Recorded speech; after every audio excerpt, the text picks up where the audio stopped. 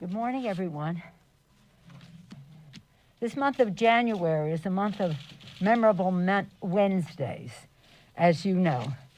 On January 6th, Wednesday, January 6th, our nation witnessed one of the worst assaults on our democracy and our Constitution in the history of the Republic. The following Wednesday, the House impeached Donald Trump for inciting the insurrection that week before. In just 1 week, he was impeached. And the Wednesday after that, Joe Biden and Kamala Harris were inaugurated as the President and Vice President of the United States. History-making in so many respects. Yesterday on Wednesday, we celebrated the 1 week since the inauguration. In that 1 week, President Biden, starting on day one, President Biden and Vice President Harris have driven a bold agenda for progress and for justice, issuing transformative executive actions ranging from crushing the coronavirus, equity, racial equity in so many ways, and again, addressing the climate crisis. Legislatively, those are executive orders. Legislatively, we have been working, I'm very proud of our committees who are diligently working on the coronavirus relief legislation as a basis for reconciliation, should that be needed. We will pass a reconciliation bill under leadership in our House of John Yarmouth, Mr. Sanders in the Senate. We will pass a reconciliation bill if we need it. We would hope that we would have bipartisan cooperation to meet the needs of the American people in terms of their health, in terms of distribution in an equitable way of the vaccine, continue with testing, tracing, treatment, et cetera, but also to meet their economic needs. So we would hope that, but we're not taking any tools off the table, should they not. While our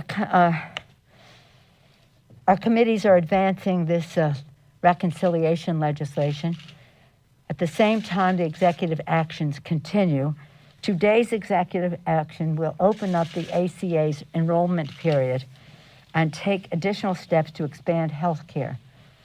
We're very excited about that because, of course, we're in the middle of the pandemic, and we see this as a matter of life and death. It's very different from the Trump administration, who fought the Affordable Care Act, still don't have the verdict from this Supreme Court to destroy the lifeline for affordable, quality health care for all Americans. So we're very excited about that particular health care initiative today, in addition to the others that the President has put forth in relationship to the coronavirus.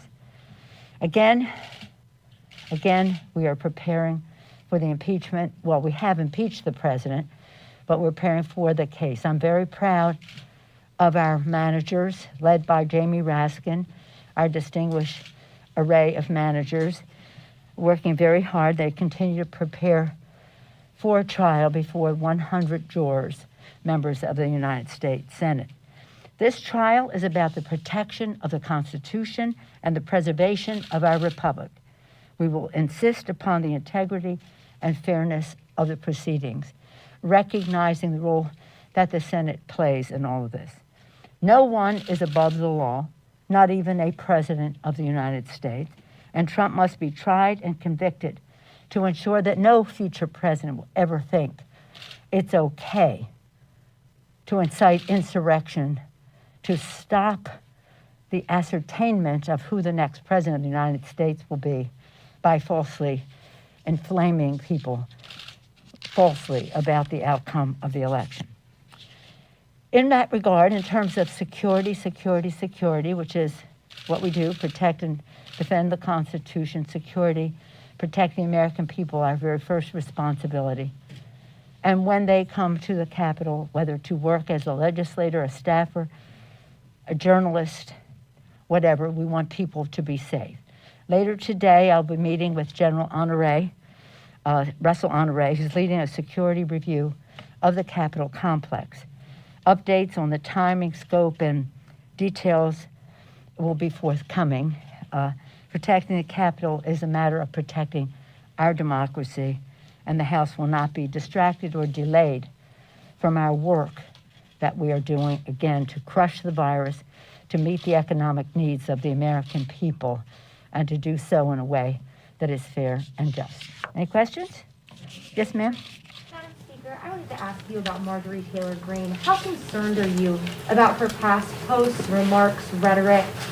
What would you like to see done about her? What I'm concerned about is the Republican leadership in the House of Representatives, who is willing to overlook, ignore those statements, assigning her to the Education Committee when she has mocked the killing of little children at Sandy Hook Elementary School, when she has mocked the killing of teenagers in high school at the Marjorie Stoneman Douglas High School.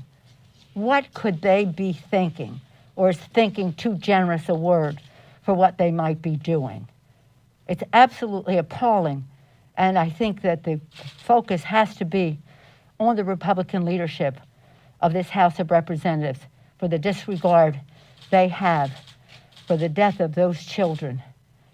They not only are they not interested in gun safety and gun violence prevention by passing legislation for background checks legislation, which is overwhelmingly supported in a bipartisan way in the country. But to have someone who would mock, call it a fake, if those fake events onto the is just beyond, it's just beyond any understanding of any regard that the House Republicans would have for the House of Representatives, for the Congress of the United States, and for the heartbreak of the families in Sandy Hook and at Marjorie Stoneman High School. It really, at Marjorie Stoneman Douglas High School, it's really beyond the pale. You're just going to have to ask them why they thought that that raised itself to the level of something appropriate to do in the Congress of the United States. Yes, sir. Just a point of clarity on the stimulus. Are you going to bring a budget resolution next week to the House floor Yes. to start that? Yes. We're going to bring a budget resolution to the floor next week, and then it will send it over to the Senate. Then if they change it, then we'll take it back and address it. By the end of the week, we will be finished with the budget resolution, which will be about reconciliation, if needed. I hope we don't need it, but if needed, we will have it. And one more question. Does Congress have any role in this GameStop stock manipulation issue that's going on Wall Street right now? Well, I understand, interesting, isn't it? I understand that the administration is taking a look, the SEC is taking a look at what that is, but we'll all be reviewing it. But interesting, it's interesting, yeah. A completely different, you had two questions. That was not considered a follow-up, would you say? Yes, sir. Just to follow on security, you've had 30-plus members of the House send you and the Minority Leader a letter asking for more money for security. You have members who are worried about not only their safety at the Capitol, but when they go back to their home districts. Yeah. You have a member who has talked about executing you. You had a security bulletin yesterday from DHS about ongoing domestic violence threats. What are you saying to your members about protecting themselves, and what can be done for them to feel safe? Well, first of all, I appreciate the letter from the members, but most of the questions, the items on their list have already been done. Perhaps they were not aware, and I take responsibility for them not being aware in terms of use of their MRA funds and some of the other issues that are in there. Today, when I meet with General Honore, he is looking at members here, members at home, and in between. So we want to have a scientific approach to how we protect members. I do believe, and I have said this all along, that we will probably need a supplemental for more security for members when the enemy is within the House of Representatives, a threat that members are concerned about in addition to what is happening outside. But I think that, again, what's in that letter, it's just a matter of communicating to them. That has been done, the MRA, the rest of that. I do think, though, that while it's appropriate that they use their MRA for their security, they shouldn't have to, because that money is there for them to meet the needs of their constituents. In the meantime, to protect themselves and their constituents when they communicate with them, that is confidential, private, and not provocative, but then also for us to have, and that's what we'll be looking at, recommendations from General Honore. We'll have some interim report today, and then he'll continue his work as we go forward. But it's very important. You've been the subject of threats that comes with the job of being Speaker. Many of your members, not necessarily. Some of them feel like they're targets now. What do you say to your caucus, to your fellow House members? Well, what we're saying is that we're going to approach it in a way that will truly protect them, that the issues they raised in their letter have by and large been in effect. So they may be relieved to hear that. They'll be hearing also from the Sergeant at Arms today, who will, and you'll see his letter talking about how their protection is further enhanced by certain initiatives that were taken. And as I said, General Honore is looking to see what really will work in terms of their service here, their service home, their transportation in between. But I call to your attention the Sergeant at Arms letter because it'll be more specific about air marshals, et cetera. But this is very, very important. It shouldn't be that not only is the President of the United States inciting an insurrection, but keeps fanning the flame, endangering the security of members of Congress, to the point that they're even concerned about members in the House of Representatives being a danger to them. Pelosi, what exactly did you mean when you said that the enemy is within? What exactly did It you mean means by that we have members of Congress who want to bring guns on the floor and have threatened violence on other members of Congress. Yes, sir. Second. Madam Speaker, do you believe that the president can get a fair and complete trial that lasts only 1 week? Of course, and that's what our system is about. I don't know how long it will take. It depends on the response that he will make, but it will be a fair trial and respectful of the role that the Senate plays now that it goes over to their, yeah, I do. Yes, sir. Madam Speaker, on LGBTQ issues, the president campaigned on signing the Equality Act into law within his first 100 days in office. When will you hold a vote on the legislation? I thank you for that question. This is such an exciting piece of legislation for us. We passed it in the last Congress, no success in the Senate, went to Mitch McConnell's graveyard, the Grim Reaper. But I'm optimistic about it because I do think we will get strong bipartisan support in the House and in the Senate. We're working with Mr. Cicilline, the author of the bill, for when we will roll it out with him and Mr. Merkley, the senator, and then we will again calendar it. It's an early priority for us, HR 5, and again, it's about ending discrimination. I'm very pleased with what President Biden has done so far, especially pleased about eliminating the prohibition on trans people from serving in the military. That too, I think, was a triumph for decency and justice in our country. But some other initiatives that he took about contracting and this or that, it's really, it's amazing that we would even have to do such things, but we're particularly proud of the Equality Act because it's so comprehensive.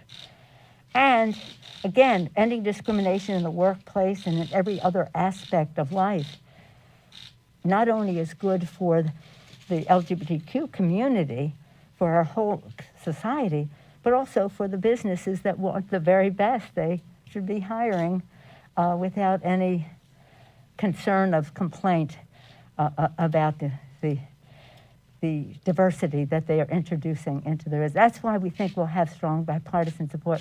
We think the business community will help us in the Senate.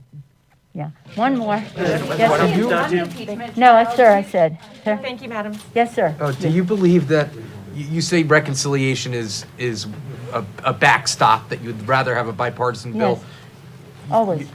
But it sounds like you're not optimistic that will happen. Is that a correct Well, we have to be ready. I do think that we have more leverage getting cooperation on the other side if they know we have an alternative as well. But I would think if we're talking about additional funding for vaccines to be, not only production, but their distribution, if we're talking about putting money into the pockets of the American people with the direct payments, if we're talking about supporting state and local government so that they're able to implement all these things, open our schools, our healthcare workers, our police and fire, first responders, our teachers, transportation, sanitation, food workers. I would hope that the Republicans would be supportive of that. Many of the localities that will benefit have Republican mayors and Republican county executives. So I would hope that we would be able to do it in a bipartisan way. And again, if there's an argument that needs to be made to people that we need more funding for the vaccines, more distribution resources, more of the vials and syringes and all that make it happen, I think many of the Republicans would be supportive of that, and I hope so. But we cannot not have it happen. We have to act, and that is why I said we want it to be bipartisan always, but we can't surrender if they're not going to be doing that. Instead, we will pass it. Thank you all very much. Green being expelled from the House, Madam Speaker, do you think she should be expelled? Did Vice President Mike Pence come testify?